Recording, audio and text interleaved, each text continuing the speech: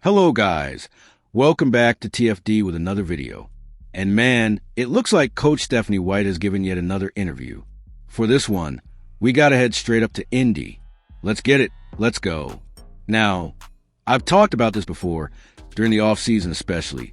Stephanie White just cannot stay away from these interviews. I mean, look, I give her credit. Once the season started, she pulled back, quieted down, and let the team do the talking on the floor. But here we are again, and she's ramping it right back up, making appearances on podcasts left and right. And this latest one? Oh, yeah, it was all about the hottest topic right now, right behind that Sandy Bello mess. And that's the one question fans keep asking. Will Caitlin Clark return this season? Now, we all know Caitlin Clark has never been injured before. This whole situation is brand new for her, for the Fever, and honestly for the league itself. And when something like this happens, you can feel the speculation going through the roof. Everybody's trying to figure out, is Caitlin done for the year, or is there really a loophole that could bring her back? If you've been rocking with the channel, you know we already broke this down in detail. So if you missed that video, make sure to check out. It's one of the best we've dropped. But here's the kicker. Coach Steph went on the show, in case you missed it, and she got into it. She didn't just talk about Caitlin Clark. She also touched on Aaliyah Boston, the injuries, and the pressure of coaching through all of this. You could hear it in her voice. This isn't just about X's and O's. This is about managing expectations, protecting her players, and figuring out what's next for a team that's already been through a wild ride. Now, I've got to be real here. I'm putting some of this on Indiana. Caitlin wasn't supposed to get hurt like that. Call it bad luck.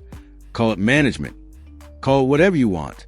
But to me, the Fever's handling of her minutes, her usage, it all played a part.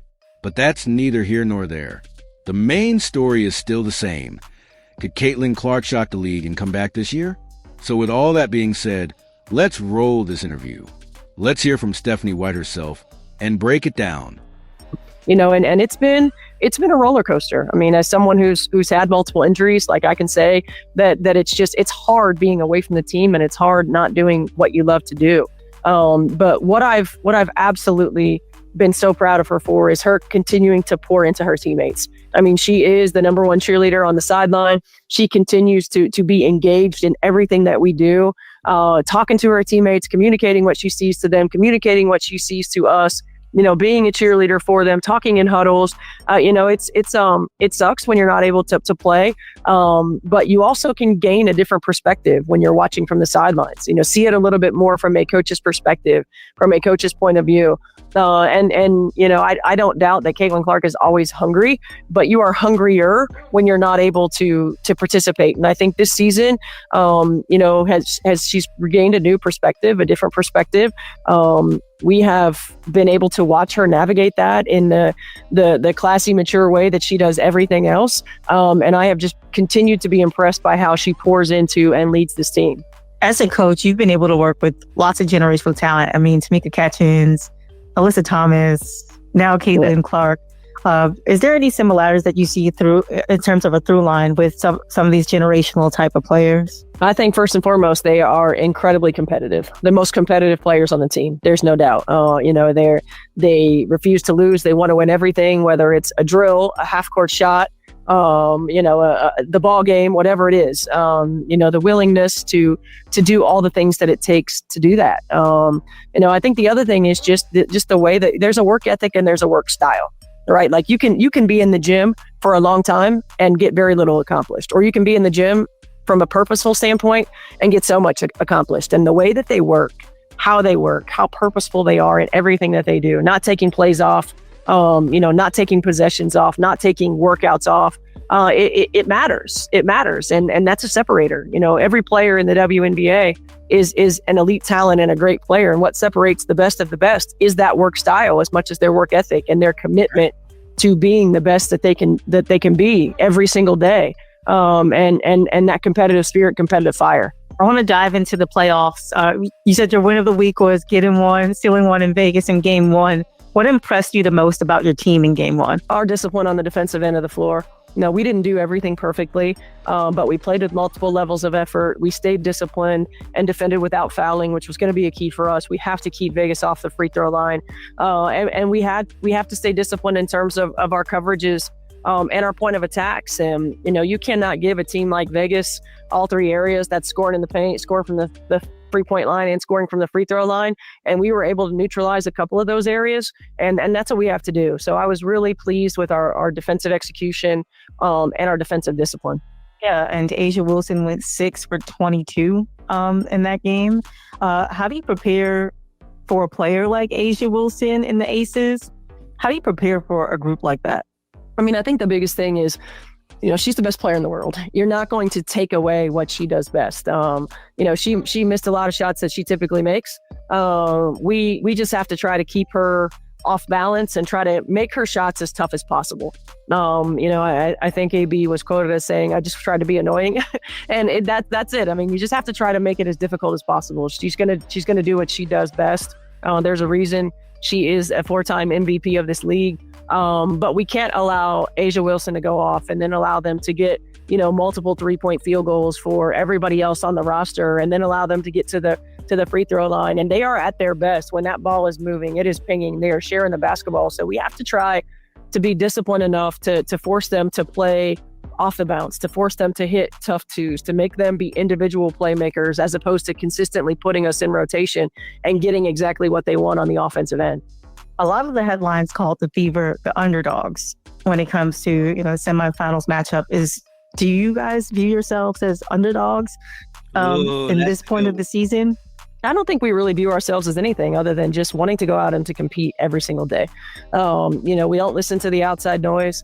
We keep our locker room very insulated. We know what we're capable of, and every single day we want to compete to the best of our ability to compete to our standard, which is to be relentless, which is to be disciplined, which is to play hard and put one another in positions to be successful. And when you do those things, you give yourselves opportunities to win. So it doesn't matter if we're considered the underdog, if we're considered the favorite. We want to approach it the same way.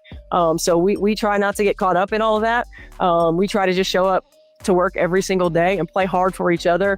Continue to put one another in positions to be successful. And when we do that and we give ourselves every opportunity, we can be proud of that every time we step on and off the floor. I feel like the through line for a lot of W players this season, players like Veronica Burton or NaLyssa Smith, has been like right team. All right, at the end of the day, what Stephanie White said about Caitlin Clark's 2025 return is going viral for a reason. It wasn't just coach speak.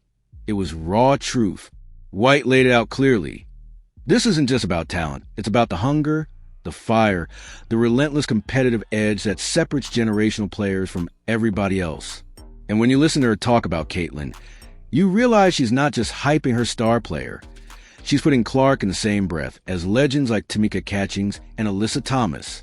That's not by accident. That's recognition of the fact that Clark's leadership, her maturity, and her work style have already cemented her as something special in this league. Think about it. Clark has been sidelined, unable to play, but instead of folding or disappearing, she's been the team's loudest voice, the most active presence, and the one pushing everyone around her to be better. That says everything about her character and why her return in 2025 is already one of the most anticipated moments in basketball. White made it clear. Clark hasn't just been sitting out. She's been evolving, gaining perspective, and fueling the hunger that's going to make her return even more dangerous. So, while the Fever fight through the playoffs and keep building their identity, the world knows what's coming. A fully locked-in Caitlin Clark, battle-tested by adversity, hungrier than ever, and ready to pick up right where she left off. If Stephanie White's words tell us anything, it's that 2025 won't just be a return. It's going to be a takeover. And the WNBA better be ready. Now about today's game. At the end of the day, this one was ugly. The Aces punched us in the mouth. Becky Hammon outclassed Stephanie White from start to finish, and the Fever flat out folded. A'ja Wilson reminded everybody why she's the MVP. NaLyssa Smith actually showed up, and Becky Hammon's adjustments completely flipped the series momentum. But here's the silver lining. We're still 1-1. We did what we had to do in Vegas. Steal home court. Now, the pressure shifts back to Indiana. where the Fever have a golden chance to bounce back and show what they're really made of. Either Coach Steph figures it out and makes the right moves, or this season ends in heartbreak. So buckle up, Fever fans. Game 3 is going to tell us everything we need to know about this team. Let me know down below. Do you still believe, or is this series slipping away? And hit that like button, subscribe, and I'll catch y'all on the next one.